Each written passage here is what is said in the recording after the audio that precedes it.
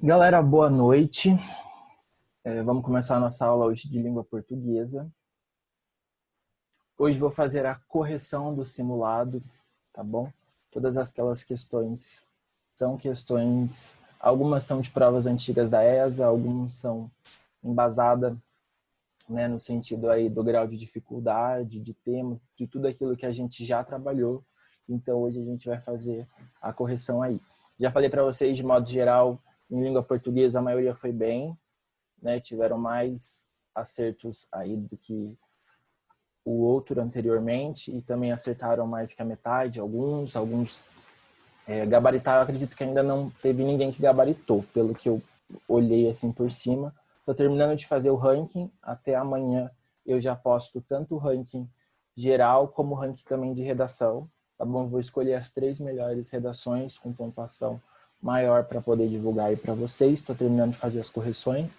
Então amanhã já disponibilizo, no máximo até quinta-feira, tudo isso para vocês terem uma noção aí, tá bom? Então vamos aí para a correção.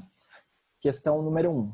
Em todos os soldados viram durante o combate que os inimigos foram derrotados. Pode-se classificar a oração em destaque como oração subordinada substantiva.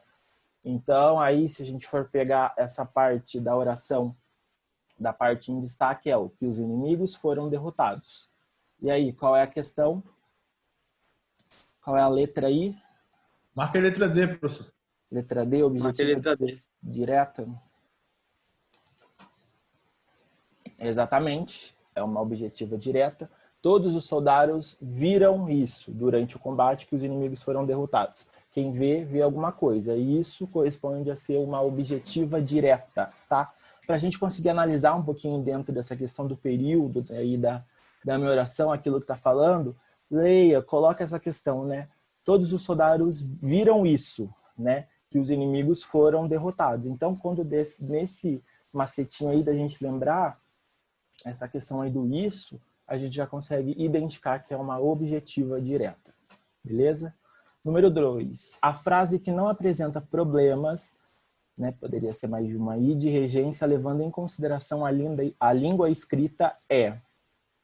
E aí?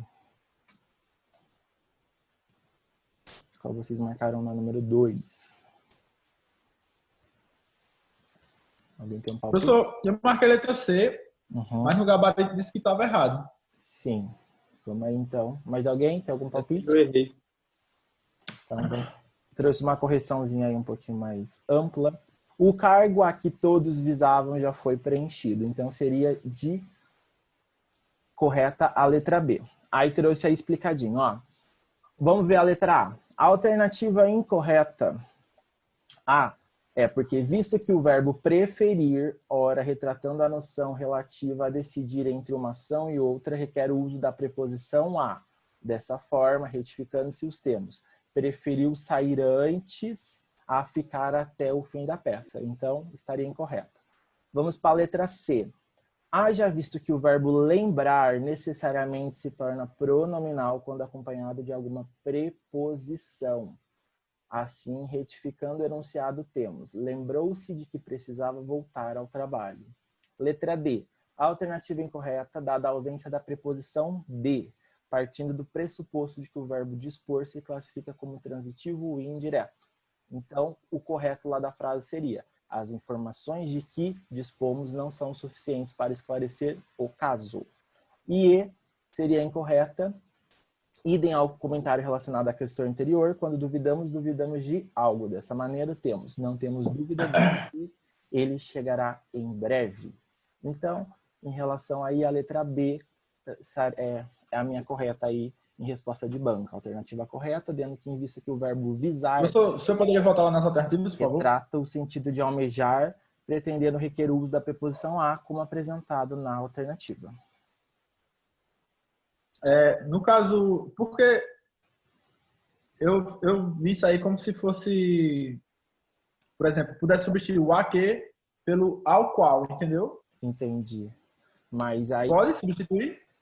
Pode substituir a qual todos visavam, que já foi preenchido. O cargo a que todos visavam já foi preenchido. Não poderia substituir, Benício? O cargo a que todos visavam já foi preenchido. E você colocou a qual? O cargo a qual todos Não, visavam. porque assim, quando eu aprendi análise sintática, aí eu aprendi que perguntava ao verbo, né? Visavam o quê? O O quê? cargo. Mas aí visar o cargo seria como dar um visto no cargo, não é isso? Entendi. Mas Aí eu fiquei pensando, porque tipo, quem visa visa ao cargo. ao carro, exatamente. Então, aí eu fiquei assim, mas né? Tá aí Mas é um bom questionamento mesmo, o cargo a qual, né? Todos ao visavam. qual, no caso, porque eu teria que colocar o artigo, né? Exatamente.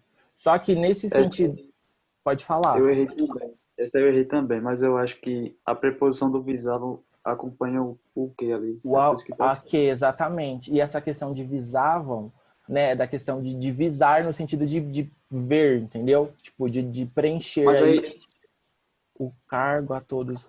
eu acho que o sentido desse visado é de ambicionar, né? Exatamente. Não, é de almejar, entendeu? Aí ele Isso, já de tem a almejar. preposição aqui, ó, antes do que. Só que aí, porque, tipo, é como se isso não tivesse na ordem direta, né? Porque Isso. essa preposição deveria estar depois do verbo. Depois do verbo. Visavam ao cargo, no caso seria, né? Mas aí, como Isso, eu tá também. na ordem direta, pode Como falar, está na Felipe. ordem direta, né? Aí a pessoa vai. É, Entendi. eu já fui procurando a preposição depois do visavam já. Entendi.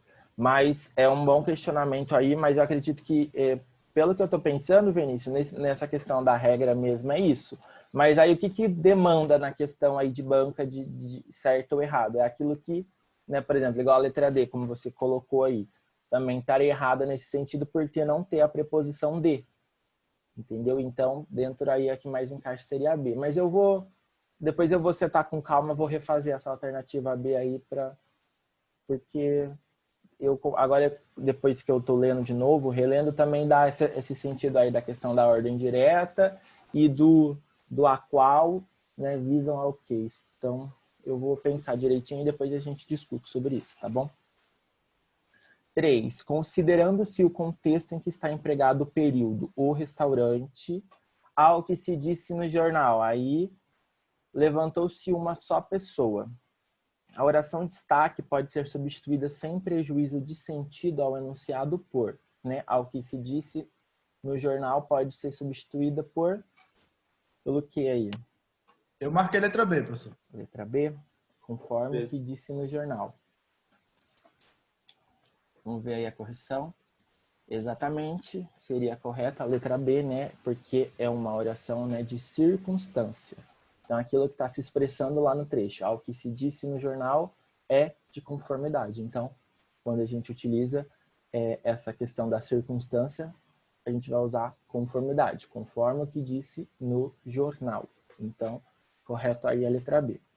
4. Assinar o período que apresenta, respectivamente, substantivo e adjetivos flexionados em grau. E aí entra essa parte aí do grau superlativo e comparativo. E aí, o que vocês colocaram? Eu marquei letra B, professor. B, B de bola. também. B de bola. Mais alguém? Botei B também. B. Vamos ver aí, então. Exatamente, seria correta, né? Ser delegado numa cidadezinha daqueles é coisa seríssima. Feita a ressalva de que grau não constitui flexão, a alternativa B realmente apresenta o grau diminutivo do substantivo cidade, fica cidadezinha, e o grau superlativo do adjetivo sério, seríssima. Então, seria a letra B. Muito que bem. 5. No trecho, dão um jeito de mudar o mínimo para continuar mandando o máximo. A figura de linguagem presente é chamada de... Qual que é a figura de linguagem apresentada aí? Marquei letra E, professor. Letra E, antítese. Letra Eu vi que algumas pessoas também marcaram a letra B, né, como hipérbole, mas hipérbole é uma coisa mais, né, exagerada. Então, seria a letra E, né? No trecho, a antítese, né, pela proximidade aí das duas palavras opostas, o mínimo e o máximo. Então, seria a letra E. Muito bem. Sobre a construção do poema, é correto afirmar que se caracteriza Essa eu gostaria de abrir uma discussão aí com vocês. E aí, qual que vocês marcaram? Eu marquei a letra B, professor. Letra B, pelo emprego de ironia e visão pessimista do mundo. Mais alguém? Eu marquei letra B, mas eu vi que tá errada. Eu Tu também. marcou que letra? Letra B, Pedro? Marquei letra B. B? Então, de modo geral, a letra B também... Eu fui eliminando, né? Porque rima rica não é. Sim, Que rima rica, ela é bem mais longa, isso. né? Aí essa questão de recurso expressivo, isso eu não... O contexto também. Aí fica entre A e B. A e B. Aí eu não lembrava o que era essa adjetivação. Entendi. A adjetivação é tipo aquela... só adjetivo, entendeu? Tipo, na maior parte tá dando uma característica, uma qualidade, tipo, bem recorrente isso dentro do texto, entendeu? E aí, eu também pensei na letra B, né? Pelo emprego de ironia e visão pessimista do mundo, né? Porque olha aí o texto. Um Velho Testamento. Transido de frio, longe das colunas, está o poema no sujeito engolindo sapos para sobreviver. Pobre diabo, nasceu por linhas tortas e vai durar incerto, sem deixar escritura lavrada. Então, se a gente for pegar, né, tem uma questão aí irônica e uma visão pessimista. Só que se a gente for olhar um pouquinho mais a fundo na questão, aí não está falando sobre o sentido, sobre o significado do poema. Olha o que está pedindo aí no enunciado, sobre a construção do poema. Então a gente deveria olhar um pouquinho mais como que é construído os versos, como que é construído essa parte das palavras, entendeu? Se a gente fosse pensar desse lado pelo emprego de ironia e visão pessimista do mundo, a gente ia estar interpretando de uma forma de sentido, de significado do que está falando o meu texto, aí meu poema. No caso, está pedindo para você falar sobre a construção, como que ele é construído, e por isso me dá a resposta como correta a letra D, por versos curtos e economia de recursos expressivos. Dentro dessa questão dos recursos expressivos, né, dentro da questão das noções de versificação, essa questão dos recursos expressivos entra a parte de rima, entra a parte da métrica aí nesse sentido, e se a gente for ver dentro desse poema, na construção, ele é construído por versos curtos, né? A maioria aí tem 3 palavras dentro aí, e não tem uma expressão, algo que deixa, como que eu posso dizer, mas não é expressivo quando a gente lê, né? Transido de frio, longe das colunas, está o poema no sujeito engolindo sapos para sobreviver. Pobre diabo, nasceu por linhas tortas e vai durar incerto sem deixar escritura lavrada. Então, não tem essa questão dessa expressão aí como os poemas na maioria das vezes têm, que mexe com sentimento e tudo mais. Então, pensando em construção como estrutura, é a letra D que se encaixa. Mas se a pergunta fosse sobre o sentido do poema, sobre o significado do poema, é correto afirmar que se caracteriza? Então, a gente já poderia utilizar a letra B, pelo emprego de ironia e visão pessimista do mundo. Deu para ficar claro aí? Deu, professor? Essa questão de interpretação, às vezes a gente perde uma questão por causa disso, né? De como que a gente vai pensar aí. Mas aí no enunciado tá sobre a construção. Então, quando a gente falar de construção, a gente vai pensar em estrutura, tá? Analise e assinale a alternativa correta quanto à classificação das seguintes orações. Se a natureza nos tivesse brindado com essa oportunidade, a raça humana estaria segura. E aí, qual seria? Também letra C. Oração subordinada adverbial condicional, né? Mais Letra alguém aí? C também. Letra C. Letra C?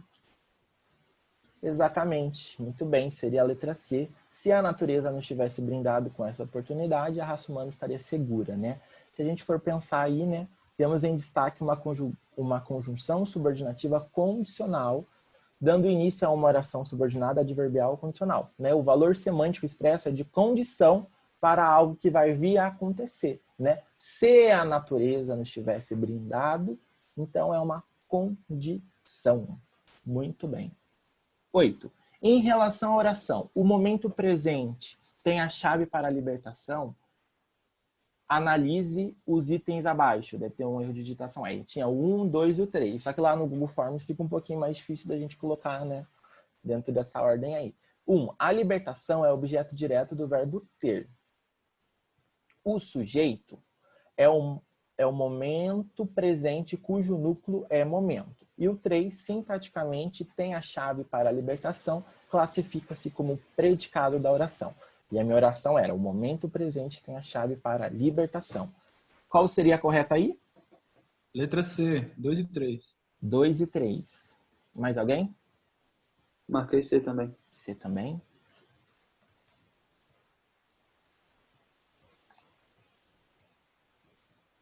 Diego, Gabriele, Camille, Luan, Marcos, e aí?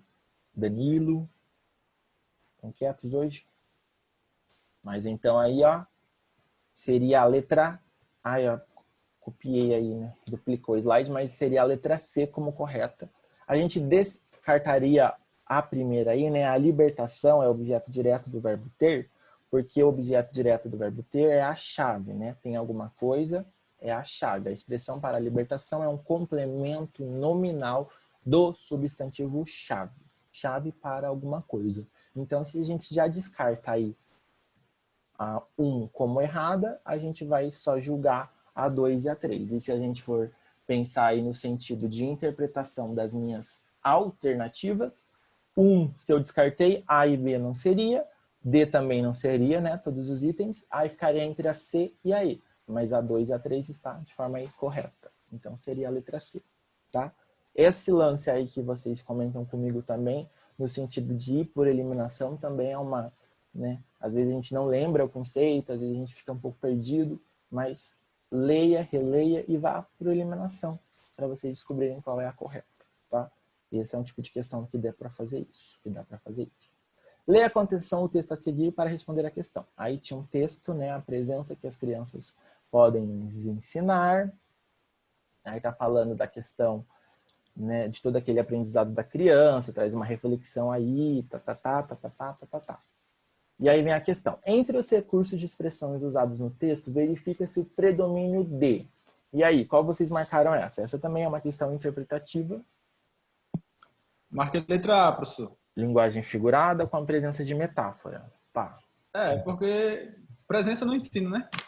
Aí fui olhar, eu contei quantas tinha a questão da interrogação e quantas frases tinha a presença da metáfora. E a presença da metáfora tinha 4, começando pelo título. Entendi. Esse aí eu errei, botei A também.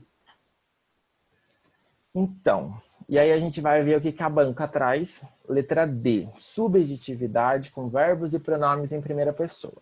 Aí vamos para análise aí, ó. Peguei uma por uma, acompanha aí comigo. Letra A. Linguagem figurada com a presença de metáforas. Seria incorreta, porque olha a explicação que me traz. Linguagem figurada é quando usamos palavras para expressar outra e uma metáfora indica também essa função. Não predomina a linguagem figurada e metáfora, contudo, de fato, deve ter uma ou duas metáforas quando em A começar que são folhas em branco. Então, não tem tanto essa predominância aí dentro do meu texto. Letra B, estrangeirismo com uso de palavras de outros idiomas também é bem pouquinho. Intertextualidade. Não tem outro texto para que eu tenha esse domínio de conhecimento para poder estar fazendo essa questão da intertextualidade, né, com citações diretas e indiretas. Às vezes pode até ter aí, né, como cita aí o dicionário Aulete. E aí, também de intertextualidade, Vinícius de Moraes. Aí olha a D, como eles trazem essa solução aí, ó. Subjetividade com verbos e pronomes em primeira pessoa. Seria correta?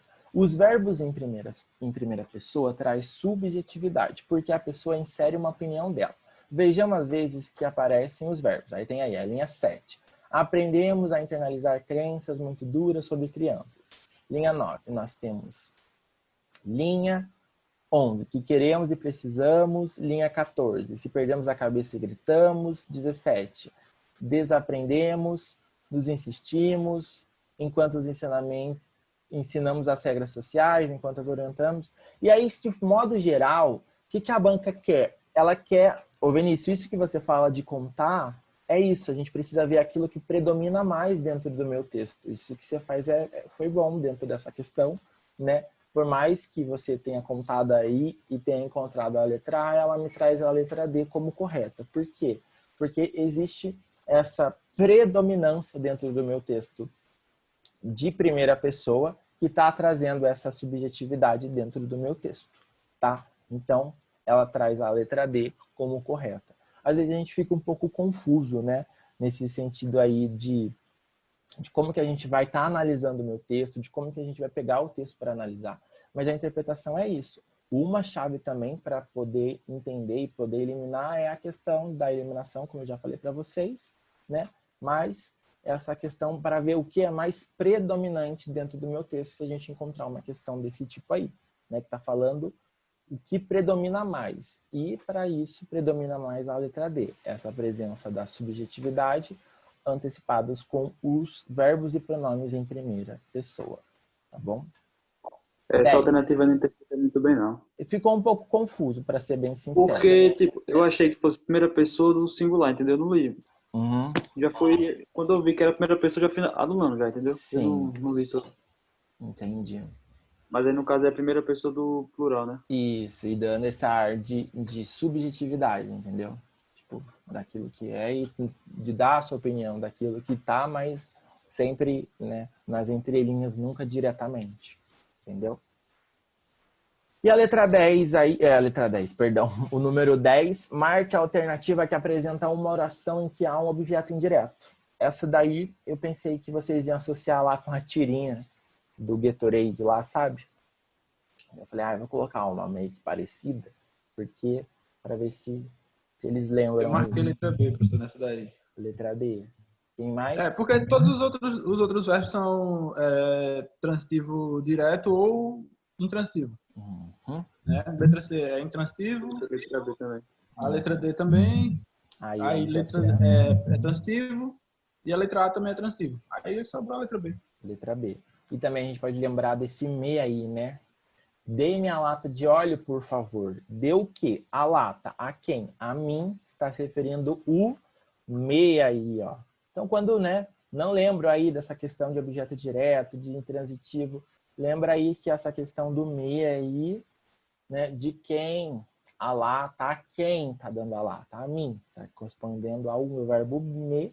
E o verbo dar bitransitivo, né, exige um complemento direto e indireto. O objeto direto é a lata de óleo, o objeto indireto é o pronome oblíquo, átomo, me. Então, o me aí, por conta disso, desempenha essa função de um objeto indireto dentro da minha oração.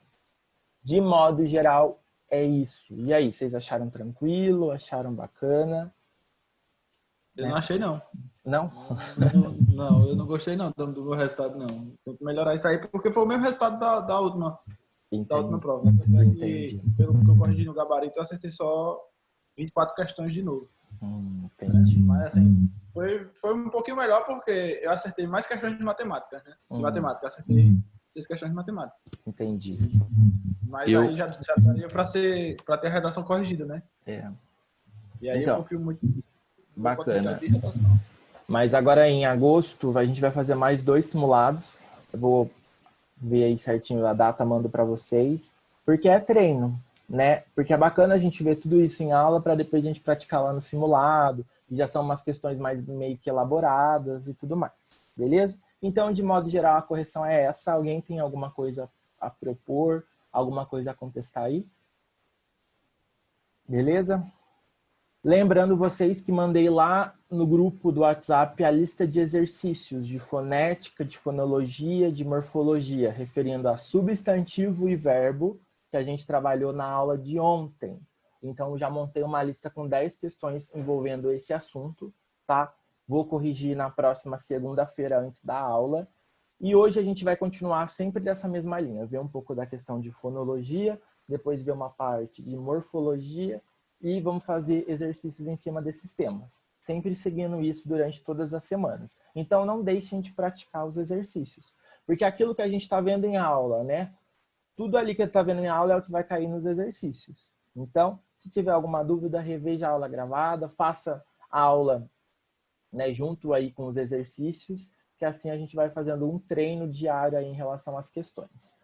De modo geral, a gente vai retomar um pouquinho dessa questão de fonologia que a gente trabalhou ontem, né? Como eu já falei para vocês, a fonologia é o estudo do som, que a partir desse som produzido por nós, se vem as palavras, e aí a gente já consegue identificar o número de fonemas, as letras, se aquela sílaba é uma oxítona, se aquela palavra é uma oxítona, uma proparoxítona, uma paroxítona, qual é a sílaba tônica dela e tudo mais. Então, tudo isso envolvendo essa questão do estudo do som, da produção de som, vai entrar nessa... Tá? Relembrando aí, né? Folha, a gente sabe que tem 5 letras, mas dentro da pronúncia aí do som, a gente fala folha, né? São 4 fonemas. Táxi também é um exemplo bem comum que a gente viu ontem também. 4 letras e 5 fonemas por conta desse ts, né?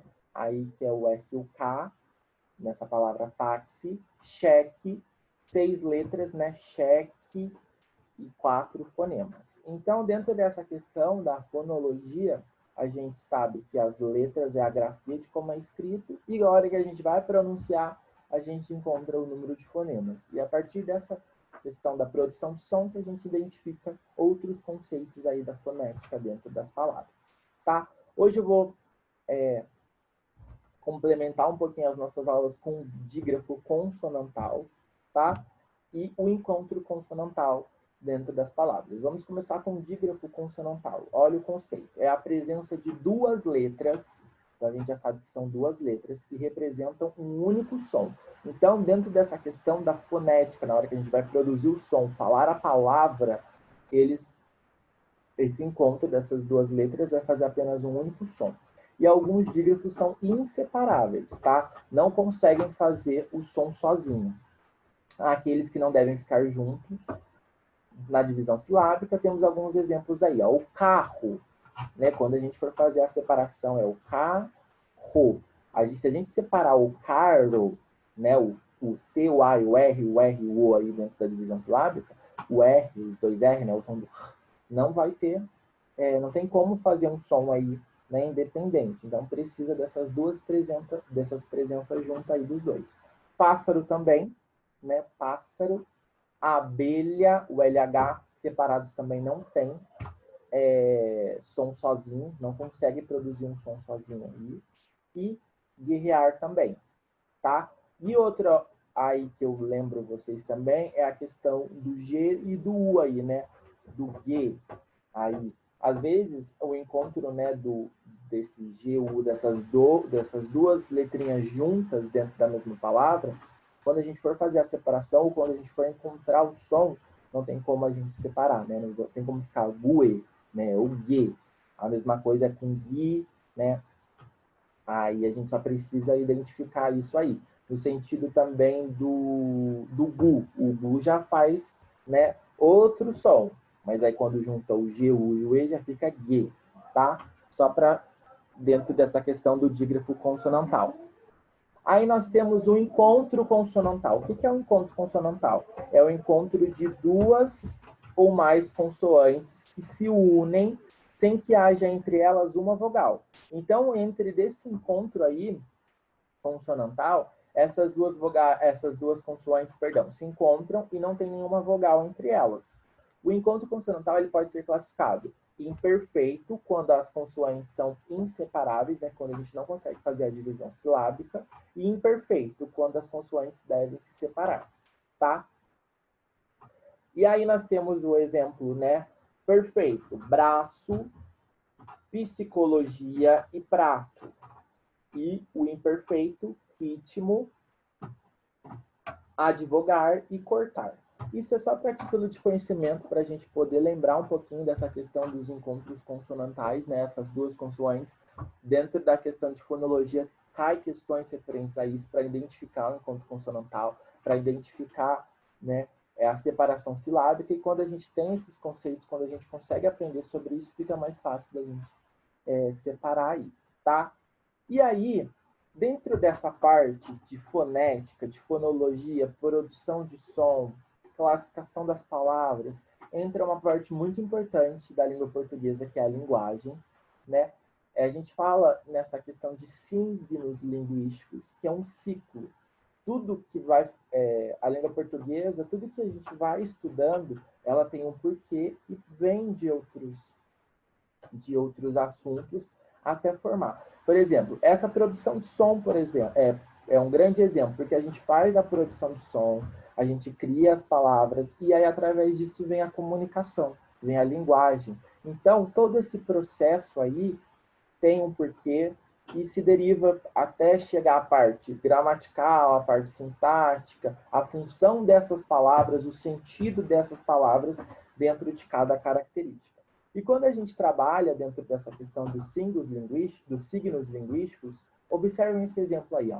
O que a gente vê nessa figura? A gente vê uma casa.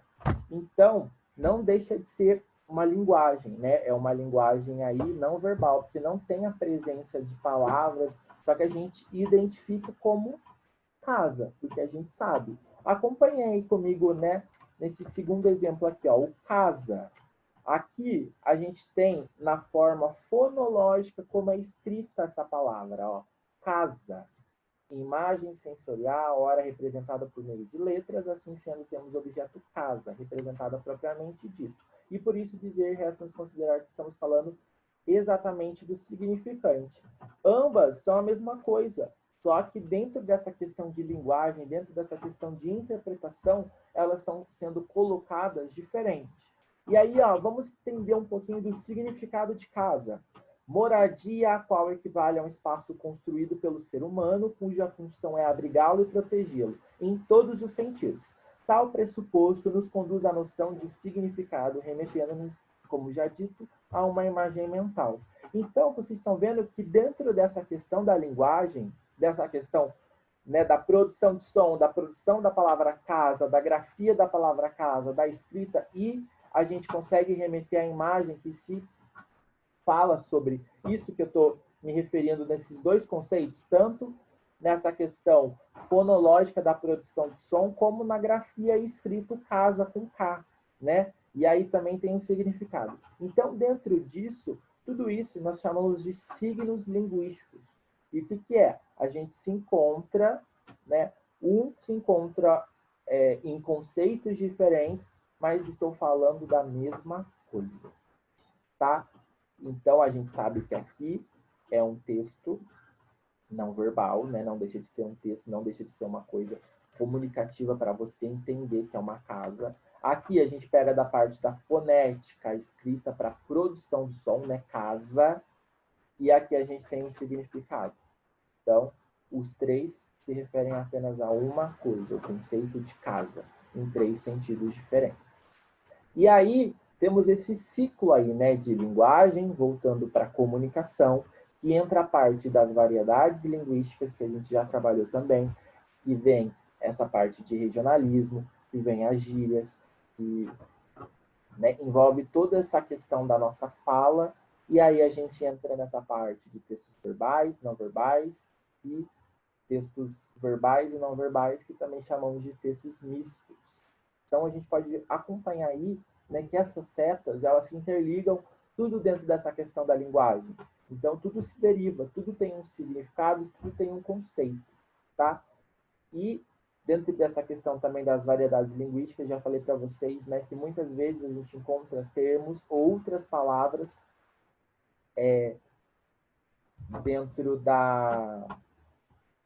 dentro do significado aí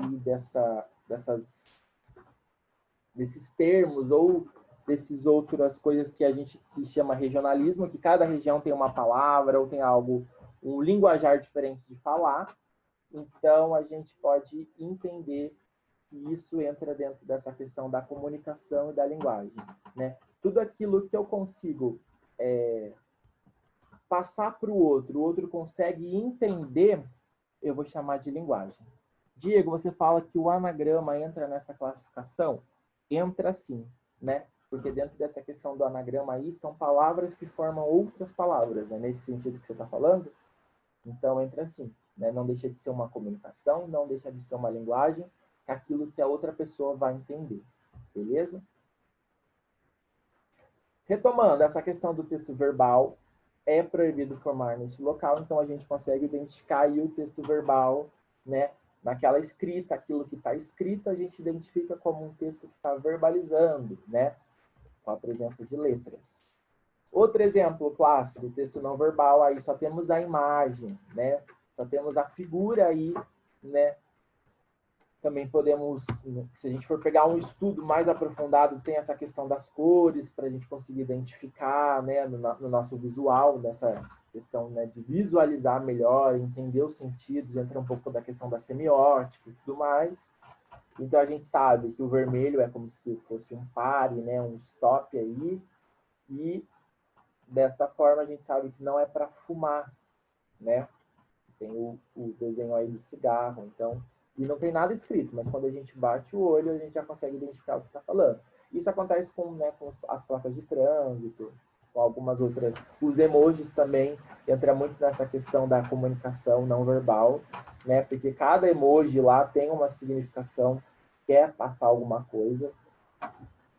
E aí temos o texto verbal e não verbal, que é a presença dessa escrita e dessa figura aí, né? Como proibido fumar. Além de estar colocando a imagem, que já me dá essa ênfase que não pode fumar, está colocando também a palavra, né? O textinho aí, juntando, então a gente vai chamar de linguagem mista, que é o texto verbal e não verbal. Texto verbal, presença de letras, escrita, não verbal, imagens, figuras, e os dois juntos a gente vai encontrar como linguagem mista ou texto verbal e não verbal. Beleza? Então, dentro dessa parte da fonologia, tudo isso tem um encaixe aí na questão da comunicação. Alguma dúvida em relação a isso? Algum comentário? E aí, né, como eu já falei para vocês que a gente dividiria nossas aulas, né, sempre ligando a fonética, vimos alguns termos sobre fonética, a gente vai entrar nessa parte morfológica, onde a gente trabalhou com a classe de palavras. E, galera, se estiver ficando confuso um pouquinho desse encontro de conceitos aí, de fonética e morfologia, me avisem, que eu acho outra estratégia para trabalhar esses dois assuntos, tá bom? Então, a gente vai deixar um pouquinho dessa parte de fonética, a gente já sabe, já produziu o som, a gente já sabe como as palavras se formaram, e a gente vai entrar na parte da morfologia, que é esse sentido, né, que cada palavra tem uma característica, cada palavra é atribuída a alguma coisa, tá? Ontem a gente viu o substantivo e verbo, hoje a gente vai ver o adjetivo, né? Adjetivo também é uma coisa bem simples, é uma coisa que, né, não é difícil a gente conseguir identificar. O adjetivo é a classe de palavras encarregada de atribuir características aos substantivos, né? Ele deixa aí para o substantivo uma qualidade ou estado, e aí a gente consegue identificar essa questão da função dos adjetivos quando a gente vai falar da parte da variação, porque ele varia em gênero, feminino e masculino, alguns não têm mudança, em número, se é no singular ou se é no plural, grau, se está comparando ou se está fazendo essa parte do superlativo. E aí classificamos em simples, composto, primitivo e derivado. Vamos aí entender um pouquinho mais. Adjetivo simples, quando apresenta apenas um radical. Já falei para vocês que o radical é aquela palavra, aquela parte principal, como pobre, mago, triste, né? Quando apresentou apenas um radical, é simples. Composto, apresenta mais de um radical.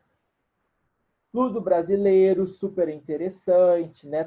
Temos dois radicais aí dentro de uma mesma palavra que está tendo como característica adjetivo, então a gente vai classificar como adjetivo composto. Adjetivo primitivo são aquelas palavras, né, que vieram primeiro e deram origem a outras, né, como bom, alegre, puro, né?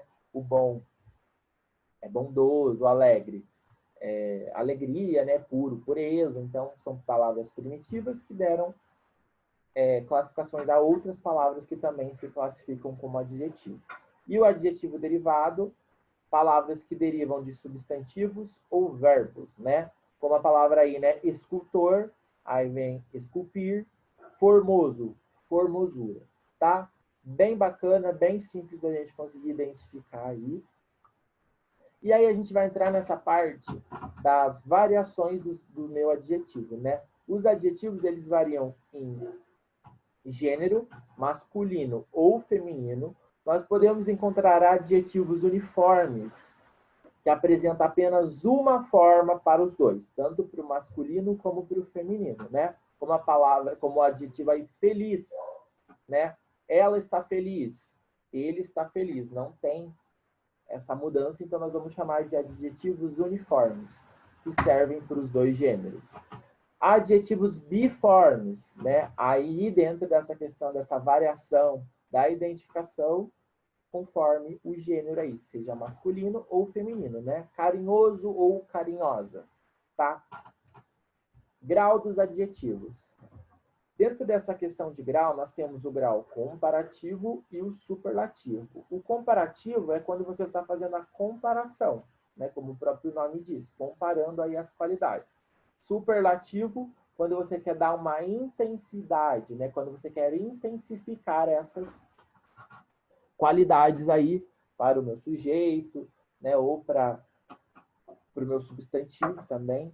Então, nesse sentido aí, temos essas duas diferenças. Vamos acompanhar aí comigo, né? Comparativo de igualdade. O professor de matemática é tão bom quanto de geografia. Então, está fazendo uma comparação aí. Nós sabemos que os dois, tanto de matemática como de geografia, são bons, tá? Superioridade. Marta é mais habilidosa do que a Patrícia. Então, a gente já consegue identificar essa questão do grau comparativo com essas palavrinhas, né? Tão bom quanto, né? O tão quanto aí, já sei que é igualdade. Superioridade, mais do que, né? A gente sabe que a Marta aí é um pouquinho mais habilidosa do que a Patrícia. E de inferioridade, João é menos feliz do que, que Pablo, tá? João é menos feliz que Pablo. Então, a gente já sabe aí que está sendo uma coisa inferior à felicidade de Pablo e o João é menos, tá? Superlativo. Superlativo absoluto entra como analítico e sintético, tá? A moça é extremamente organizada, né? E o sintético aí, Luiz é inteligentíssimo. A gente também já viu uma questão, isso quando a gente trabalhou lá, né? Trouxe também uma tabela para vocês nessa questão dos adjetivos. A gente utiliza isso mais para identificar mesmo, tá? Superlativo relativo, né? Quando eu quero fazer uma relação de superioridade, a menina é a mais inteligente da turma. Ou de inferioridade, né? Inferior. O garoto é menos esperto da classe. Então, aí a gente já consegue entender com essa questão do grau, de onde ele é flexionado, se é absoluto ou se é relativo, né? E aí a gente consegue identificar aí essa classificação, essa característica do meu adjetivo. E aí nós vamos entrar também nessa parte do advérbio, tá? A gente viu, então, que o adjetivo ele dá uma característica, ele é flexionado em algumas, né, circunstâncias aí. E agora a gente vai entrar com o advérbio. Os advérbios são palavras que modificam um verbo, um adjetivo ou outro advérbio, né? E também são flexionados em grau, comparativo e superlativo. E aí a gente pode, né, fazer uma divisão da presença desses advérbios para a gente conseguir identificar lá dentro da minha oração se é um advérbio de modo, de intensidade, de lugar, de tempo, negação, afirmação ou dúvida. Tudo isso, se a gente conseguir entender, a gente consegue identificar qual é o posicionamento, qual é o significado que ele está dando ali para a minha oração, tá? Advérbio de modo, bem, mal, assim, melhor, pior, depressa, devagar, né? Aquilo que está expressando aquela circunstância que está acontecendo, o jeito que está, né? Fui bem na prova, estava andando depressa por causa da chuva. Então, aquilo que está acontecendo, aquilo que me dá essa, de modo, né? Que está ali, como o próprio nome diz, a gente utiliza esses advérbios aí para dar esse significado. Intensidade, né? Muito, demais, pouco, comeu demasiado naquele almoço. Ela gosta bastante dele. Então, né, tá dando uma intensidade aí. A gente já consegue identificar essas palavrinhas como um advérbio de intensidade, né? Fica fácil para reconhecer. Opa. Advérbio de lugar, também. Aqui, ali, lá, adiante, abaixo, embaixo, acima, dentro, fora, né? Minha casa é ali. O livro está embaixo da mesa, né? De lugar físico, da onde está, a gente vai colocar como advérbio aí, de lugar, tá? Isso é bem tranquilo. A gente conseguir identificar, não é nada muito pesado. Advérbio de tempo. Hoje logo, amanhã, ontem, jamais, nunca, sempre, né? Ontem estivemos numa reunião de trabalho. Sempre estamos juntos. Então, também é bem tranquilo da gente identificar. E, de modo geral, é isso a nossa aula de hoje, tá? Conseguimos entender aí mais duas classes de palavras. O adjetivo, que desempenha aí um papel de característica, e o advérbio, que também faz a função, né, e modifica um verbo ou o adjetivo ou outro advérbio, tá? Durante amanhã já disponibilizo uma lista de exercícios referente a esse assunto, tá? E semana que vem a gente já faz essas duas correções e entramos em outra parte das classes de palavras até a gente ver as 10. Beleza? Ficou alguma dúvida em relação à aula? Tá bem tranquilo?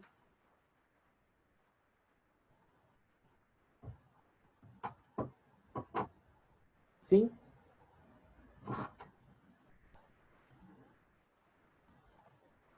Então é isso, né? Como a aula hoje foi um pouco adiantada, aproveite esse tempinho aí, pega a lista de exercícios, já manda bala aí. Se tiver alguma dúvida, pode me mandar mensagem, que assim que der eu respondo vocês, tá bom? Então, não deixem de fazer os exercícios, não deixem de rever a aula se tiver alguma dúvida, tá bom? Boa noite para vocês e espero vocês quinta-feira na aula de redação, tá bom? Tchau, tchau. Boa noite.